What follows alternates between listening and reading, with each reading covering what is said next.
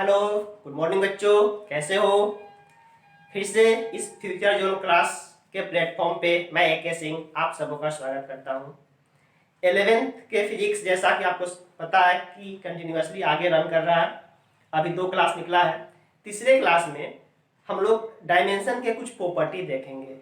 कल के क्लास में सीखे थे कि डायमेंशन हम लोग लिखते कैसे हैं किसी फिजिकल क्वांटिटी के, उसमें कुछ होमवर्क भी दिए थे। आज भी क्लास के लास्ट में कुछ डायमेंशन लिखना फिर से सिखाएंगे, तो प्लीज वीडियो को पूरा लास्ट तक देखोगे, कुछ समझ आएगी। डायमेंशन की प्रॉपर्टी क्या है पहले समझेंगे।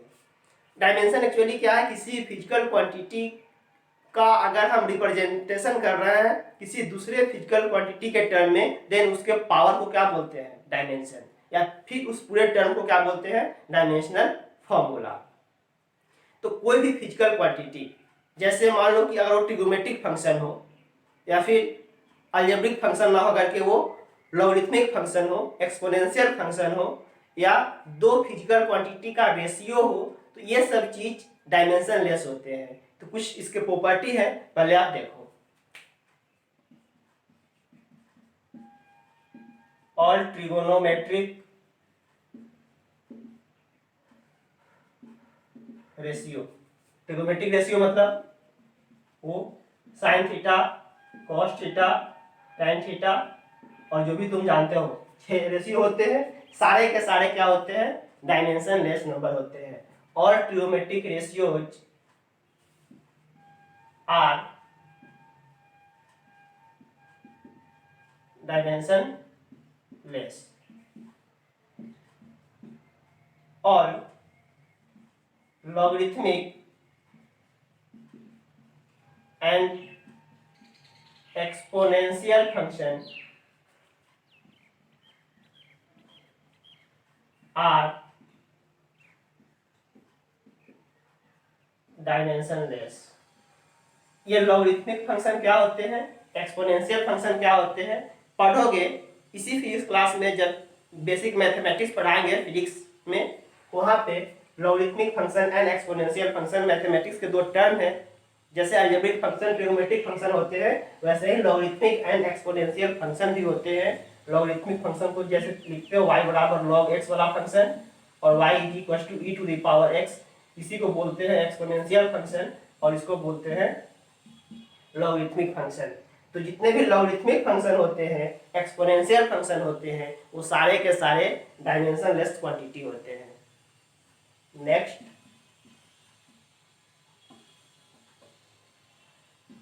if a physical quantity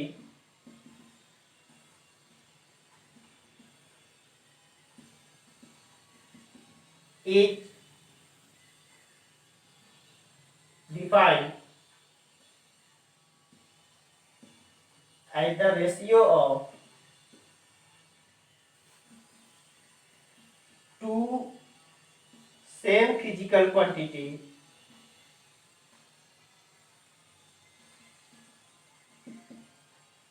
then it is dimensionless.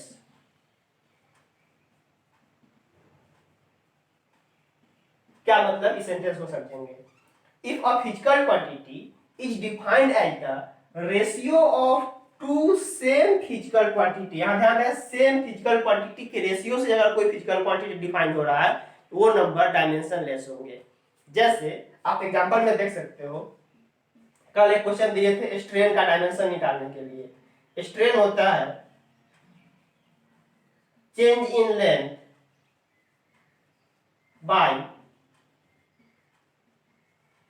Original length. अब देखिए, देखो ऊपर में भी क्या है, लेंथ, फिजिकल क्वांटिटी क्या है, इसमें मेजरमेंट से कहां से आएगा, ये मीटर से। ये भी ओरिजिनल लेंथ, कोई ना कोई लेंथ ही है। तो ये भी डिस्टेंस, ये भी डिस्टेंस, सेम फिजिकल क्वांटिटी का रेशियो है, कौन, strain.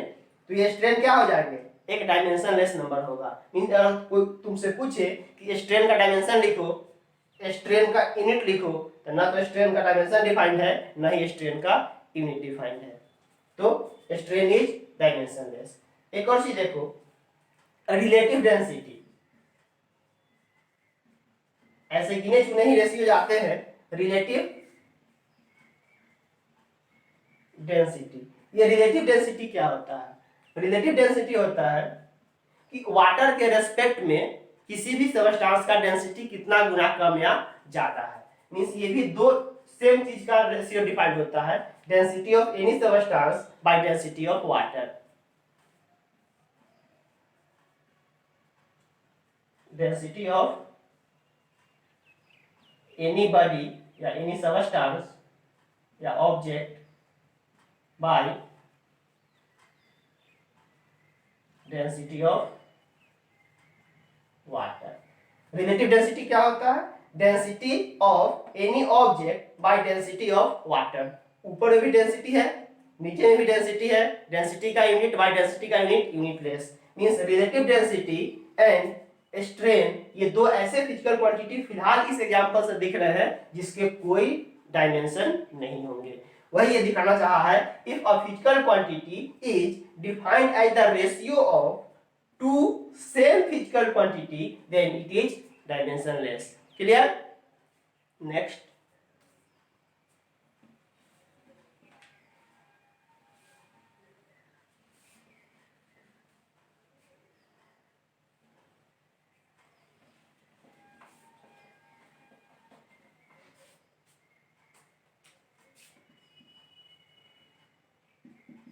in any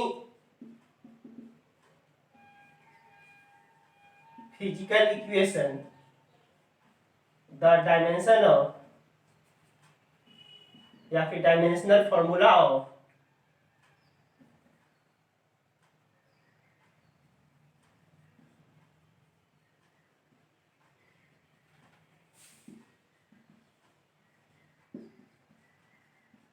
each part of the equation are same. In any physical equation, the dimensional formula of each part of the equation are same. जैसे आप पढ़े होंगे equation छोटा सा s equals to ut plus half at square, ये kinematics का equation है, class 9 में आप लोग पढ़े होंगे थोड़ा सा। अब इसमें यही कह रहा है कि कोई एक ये क्या है, फिजिकल इक्वेशन है। इस फिजिकल इक्वेशन के जितने भी पार्ट है, कितने पार्ट आपको दिखाई दे रहे हैं? एक पार्ट s, दूसरा पार्ट ut और तीसरा part half at square. Means जो डायमेंशन s का होगा वही डायमेंशन ut का होगा और वही डायमेंशन हाफ at स्क्वायर के होंगे। अब यहाँ प्लस मत कर देना, इसके जितने भी पार्ट है, पहला पार्ट, दूसरा पार्ट, तीसरा पार्ट, जो पार्ट प्लस या माइनस के साथ सेपरेटेड हो रखे हैं, तो हर एक पार्ट का डायमेंशन क्या निकल के आता है? सेम निकल के आता है। यही इसके नेक्स्ट प्रॉपर्टी कर रहे हैं। और constant number are dimensionless. Constant number कुछ भी, हाफ, 1, 8, 9, जितने भी आप कांस्टेंट नंबर लिख रहे हो सारे कांस्टेंट नंबर डायमेंशनलेस होते हैं। नंबर का कोई डायमेंशन नहीं होता है। जैसे यहाँ पे देखो आप, हाफ का कोई डायमेंशन नहीं होगा, हम डायमेंशन किसका लिखेंगे? केवल at स्क्वायर का, जो भी लिखा है at स्क्वायर का लिखेंगे। Next, 2 physical quantity has same dimension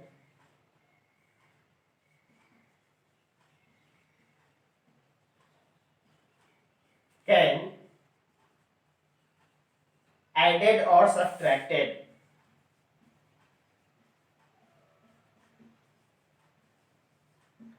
दो फिजिकल क्वांटिटी जिसके डायमेंशन सेम हो तभी उसको ऐड या सब्ट्रैक्ट कर सकते हो, अदरवाइज नहीं। ये तो तुम्हारे रियल लाइफ में भी दिखता है। जैसे दो चीज तभी जोड़ पाते हो जब दोनों के नेचर सेम हो। अलग अलग नेचर में एडिशन होता है? कभी नहीं। जैसे अगर हम तुमसे पूछे कि 2 रोटी प्लस 3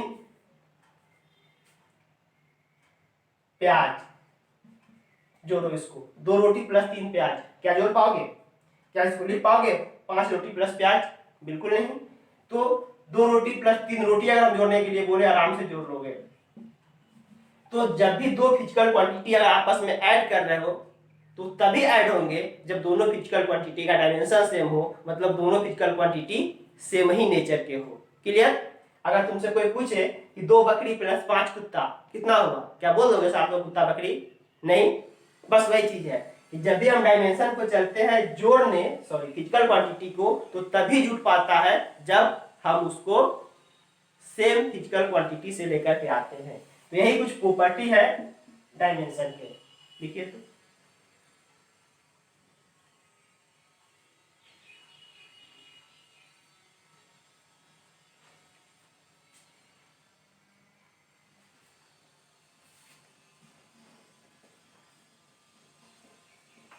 नेक्स्ट क्लास में हम लोग करेंगे एप्लीकेशन ऑफ डायमेंशन। डायमेंशन के बहुत सारे एप्लीकेशन हैं, अच्छे अच्छे एप्लीकेशन आते हैं।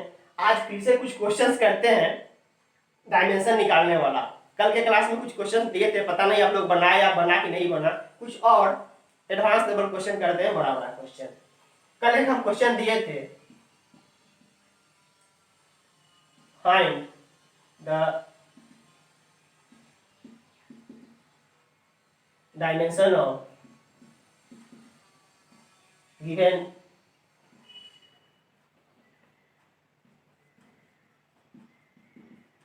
Physical quantity. कल कुछ क्वेश्चन दिए थे, उसी में से कुछ क्वेश्चन और कुछ नया क्वेश्चन करवाने की कोशिश करते हैं। कल एक ग्रेविटेशनल कांस्टेंट का वैल्यू निकालने के लिए बोले थे। ग्रेविटेशनल कांस्टेंट कैपिटल जी, इसके लिए एक साइड रिलेशन दिए थे, F is equal to G into m1 m2 by R square. यहां से आप G को सेपरेट करो, G को सेपरेट करो, वैल्यू क्या हो जाएगा F R square by m1 m2, F R square by m1 m2।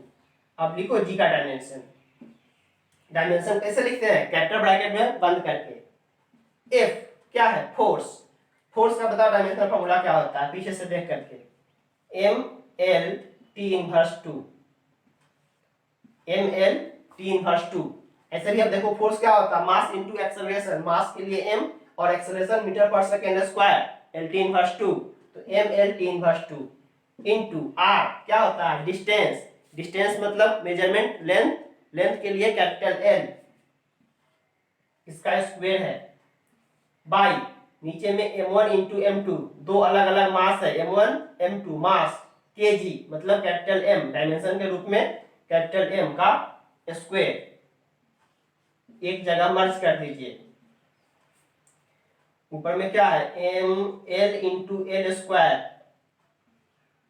L cube t के पावर -2 अब बाई नीचे में m स्क्वायर। नीचे का m ऊपर जाएगा -2 कर देगा, प्लस एक यहाँ पावर है +1 और -2 -1। इसको हम क्या लिख सकते हैं, m के पावर -1, देखो +1 और नीचे से ऊपर जाएगा तो -2 -1, l power 3 t power -2, m power -1 l power 3 t power -2। ये ग्रेविटेशनल कांस्टेंट g का क्या निकल गया? Dimensional formula. अब पूछे कि g का डायमेंशन m के रेस्पेक्ट में कितना है? -1। g का डायमेंशन l के रेस्पेक्ट में 3, g का डायमेंशन t के रेस्पेक्ट में -2। क्लियर? चलिए नेक्स्ट क्वेश्चन कीजिए।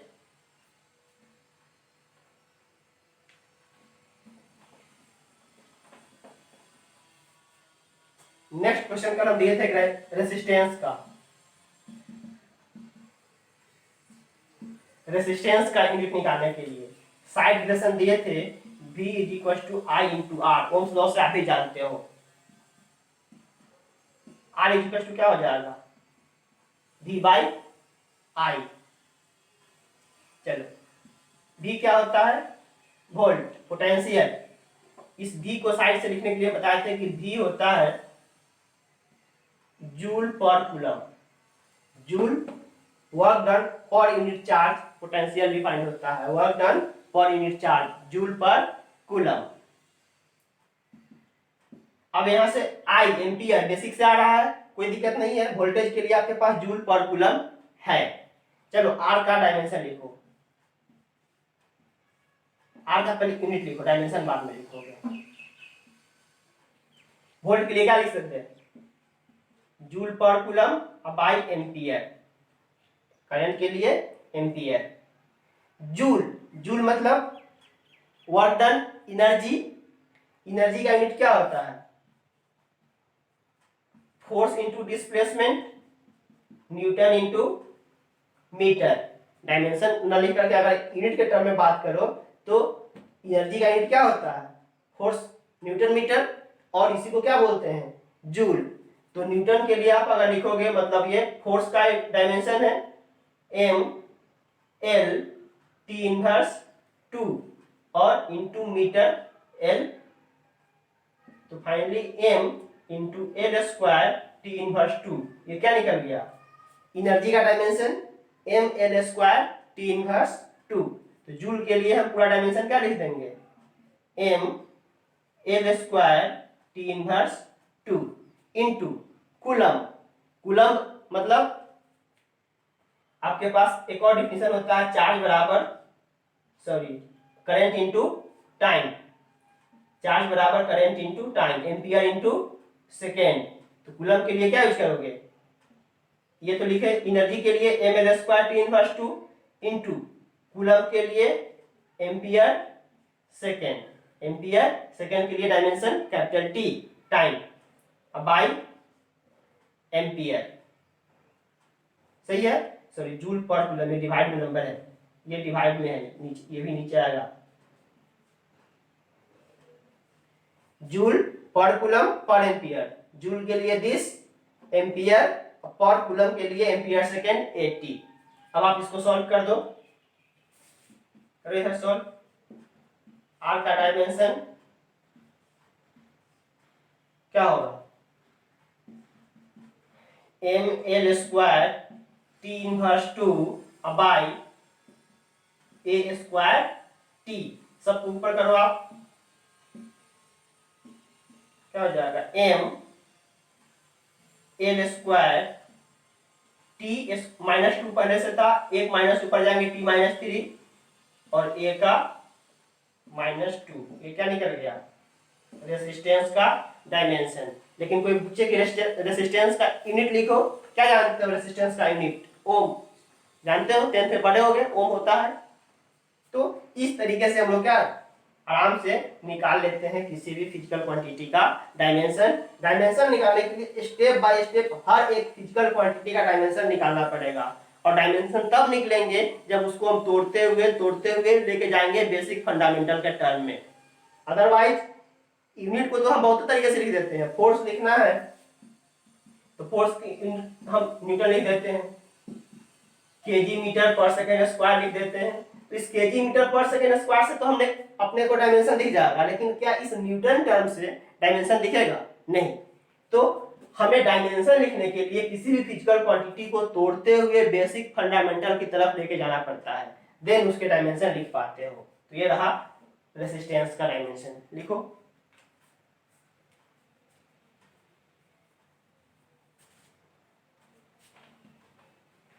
धीरे धीरे डायमेंशन लिखना आप सीख जाओगे, जैसे जैसे फिजिकल क्वांटिटी पढ़ोगे खुद ब खुद डायमेंशन लिखना सीख जाओगे।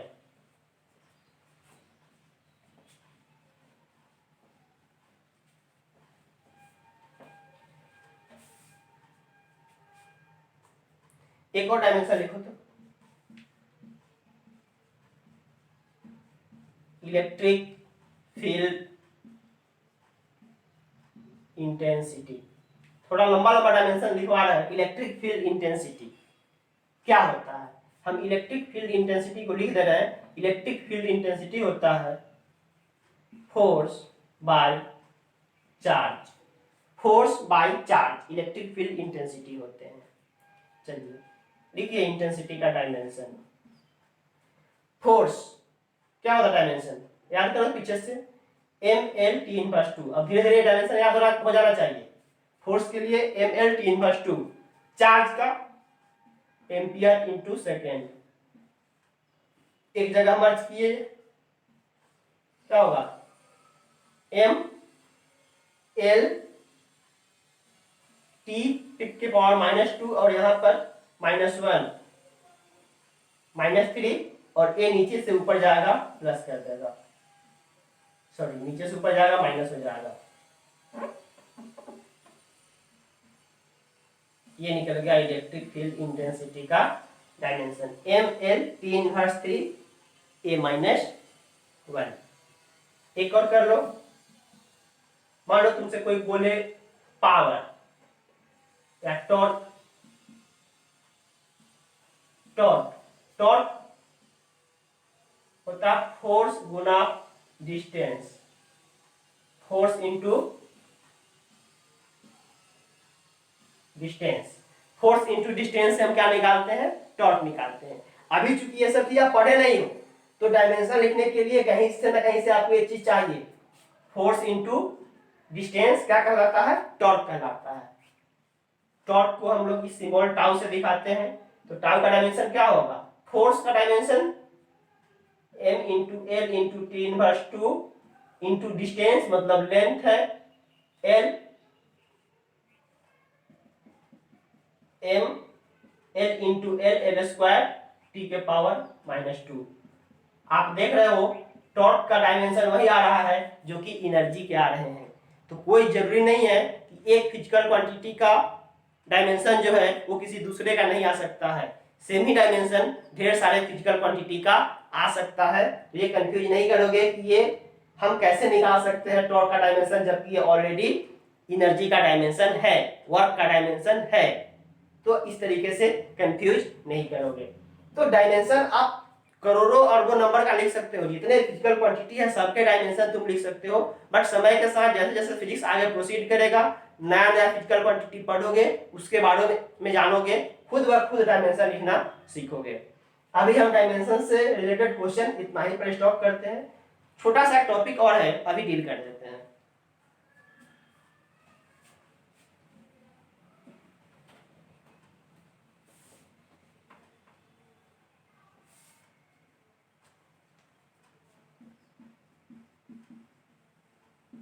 सिस्टम ऑफ यूनिट, कितने तरीके के यूनिट होते हैं। जैसे मान लो कि अगर मुझे लेंथ का मेजरमेंट करना है, तो क्या लेंथ मेजरमेंट करने के लिए हमेशा मीटर ही होता है, नहीं, लेंथ मेजरमेंट करने के लिए एसआई यूनिट मीटर होता है। एसआई यूनिट मतलब दुनिया जिस सिस्टम को जान रही है, मीटर के मतलब दुनिया जान रही है। लेकिन क्या लेंथ मेजर करने के लिए हम लोग अपने रीजनल वर्ड का यूज नहीं करते हैं, लेंथ मेजर करने के लिए हम लोग बित्ता, आंगुर, फुट, गज, डेंग, एक डेंग, दो डेंग, जितना मन करता है कुछ ना कुछ उल्टा सीधा हम लोग अपना रीजनल यूनिट भी यूज करते हैं, मिलीमीटर, सेंटीमीटर, किलोमीटर, बहुत सारा यूज करते हैं यूनिट। तो वैसे ही स्टैंडर्ड फॉर्म में हम लोग कितने यूनिट को जानते हैं, कितने तरीके का यूनिट होता है। एक होता है सीजीएस यूनिट, दूसरा होता है एफपीएस यूनिट, तीसरा होता है एमकेएस यूनिट और चौथा वेल नोन है एसआई यूनिट। स्टैंडर्ड फॉर्म में ये 4 यूनिट आपको देखने हैं और ये सारे यूनिट लेंथ, मास और टाइम के रेस्पेक्ट में डिफाइन करके दिया हुआ है। तो सीजीएस यूनिट एक ऐसा यूनिट, सबके नाम से ही इसके काम पता चल रहा है, सी सेंटीमीटर, जी ग्राम, एस सेकेंड, मींस एक ऐसा सिस्टम जिसमें लेंथ को सेंटीमीटर में, मास को ग्राम में और टाइम को सेकेंड में मेजर करते हैं। सीजीएस यूनिट में लेंथ को सेंटीमीटर में,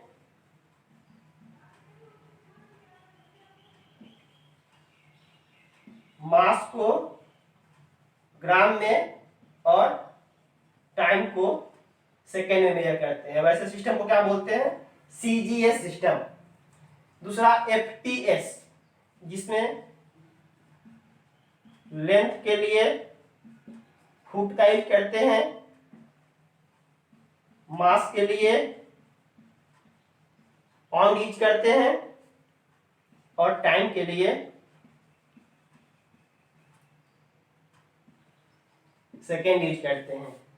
लेंथ के लिए फुट, देख रहे हो फुट, मास के लिए पाउंड, जानते भी हो मास का मेजरमेंट पाउंड में भी करते हैं, और टाइम के लिए सेकेंड, उसको बोलते हैं FPS system, CGS system, FPS system, MKS system.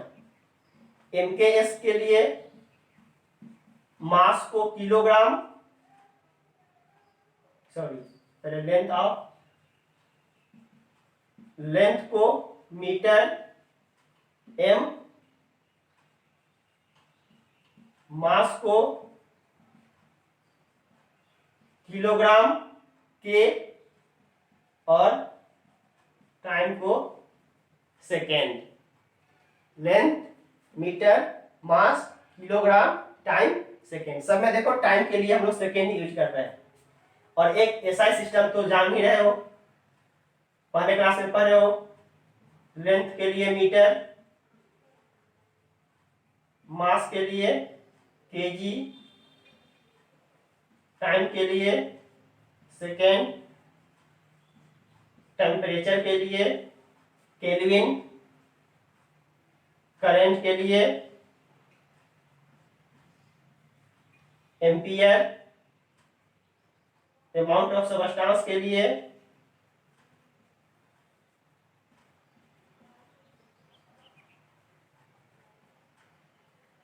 मोल, और लुमिनस इंटेंसिटी, लुमिनस इंटेंसिटी के लिए कैंडेला सीटी। अब इन तीनों सिस्टम में केवल यही तीन फिजिकल क्वांटिटी के लिए डिफिनेशन दिया गया है, length mass time, length mass time, length mass time, but SI में सातों के लिए दिया गया है। यही है सिस्टम ऑफ यूनिट, जिसमें हम अलग अलग सेमी फिजिकल क्वांटिटी को अलग अलग यूनिट में सिस्टम में मेजरमेंट करके दे रहे हैं। तो ये जरूरी का है।